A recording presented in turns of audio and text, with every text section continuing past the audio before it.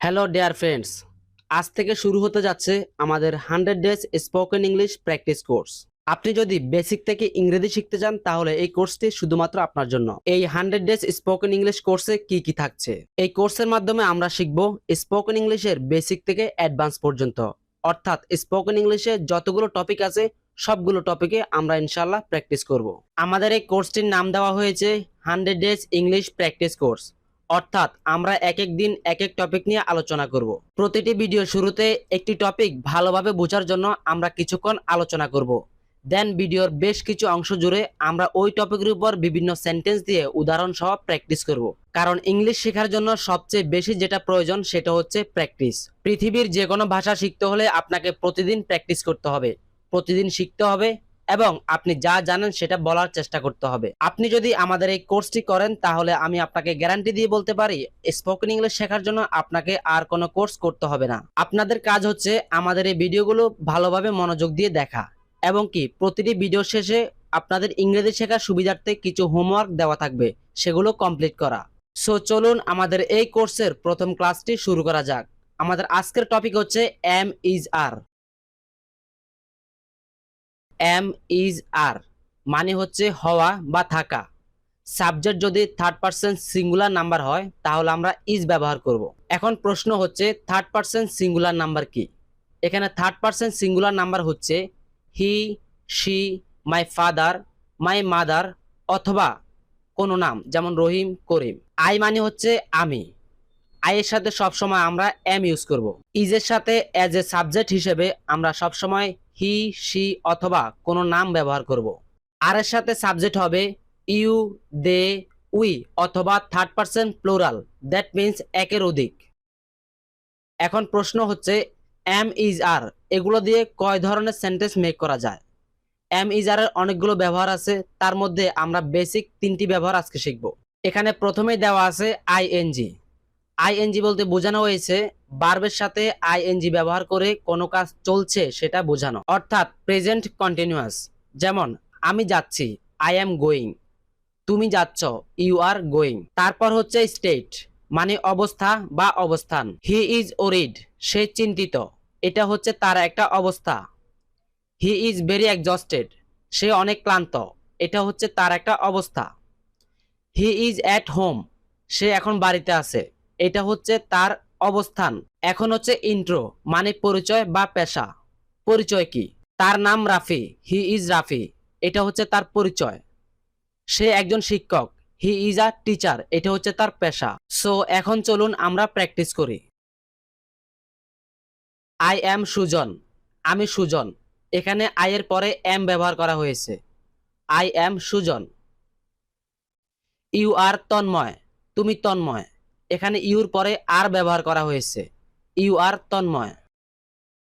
হি is Rifat, তার নাম রিফাত।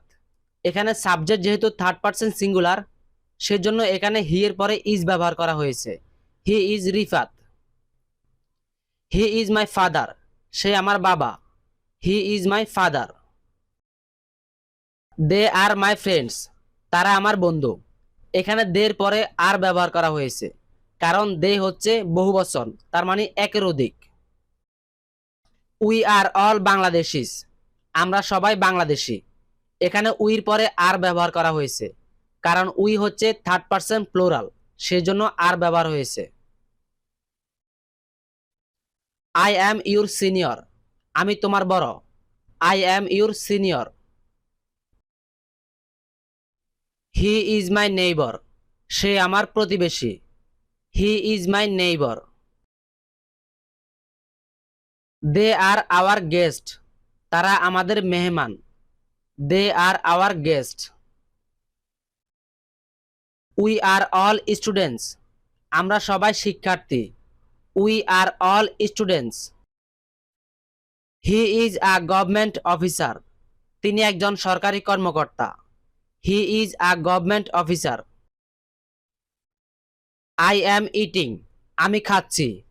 এখানে আই এর পরে এম আসছে, তারপর ভার্বের সাথে আইএনজি যুক্ত হয়েছে, তার মানে কাজটা কন্টিনিউয়াস বোঝাচ্ছে। আই অ্যাম ইটিং, আমি খাচ্ছি। ইউ আর প্লেয়িং, তুমি খেলছো। এখানে ইউর পরে আর আসছে, তারপরে ভার্বের সাথে আইএনজি যুক্ত হয়েছে। ইউ আর প্লেইং, তুমি খেলছো। দে আর গোয়িং, তারা যাচ্ছে। They are going. He is sleeping, সে ঘুমাচ্ছে। He is sleeping. I am cooking, আমি রান্না করছি। I am cooking. We are staying, আমরা বসে আছি। We are staying. He is coming, সে আসছে। He is coming. We are working here, আমরা এখানে কাজ করছি। We are working here. They are learning English, তারা ইংরেজি শিখছে। They are learning English. He is writing a story, সে একটি গল্প লিখছে। He is writing a story. My father is working, আমার বাবা কাজ করছে। My father is working. They are watching TV, তারা টিভি দেখছে। They are watching TV. I am sick, আমি অসুস্থ। আই অ্যাম সিক, এটা হচ্ছে আমার কন্ডিশন। আই এর পরে এম আসছে। ইউ আর অ্যাট হোম, তুমি বাসায় আছো।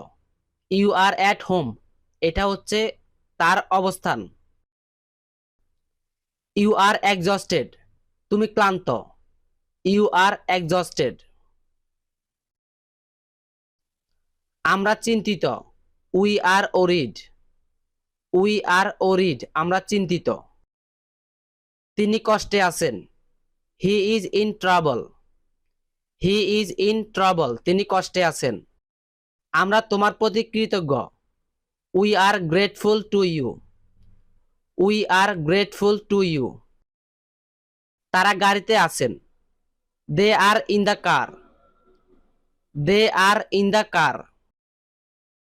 বইটি টেবিলের উপরে আছে। The book is on the table. The book is on the table.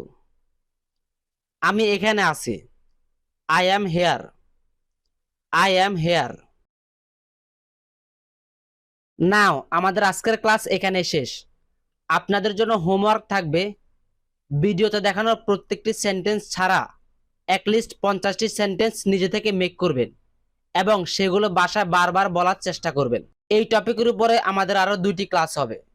পরবর্তী ক্লাসে আমরা শিখব কিভাবে এই বাক্যগুলোকে নেগেটিভ করতে হয় এবং প্রশ্ন তৈরি করতে হয়। ভিডিওটি ভালো লাগলে ভিডিওতে একটি লাইক দিয়ে কমেন্ট বক্সে আপনার মূল্যবান মতামত জানাবেন। ধন্যবাদ।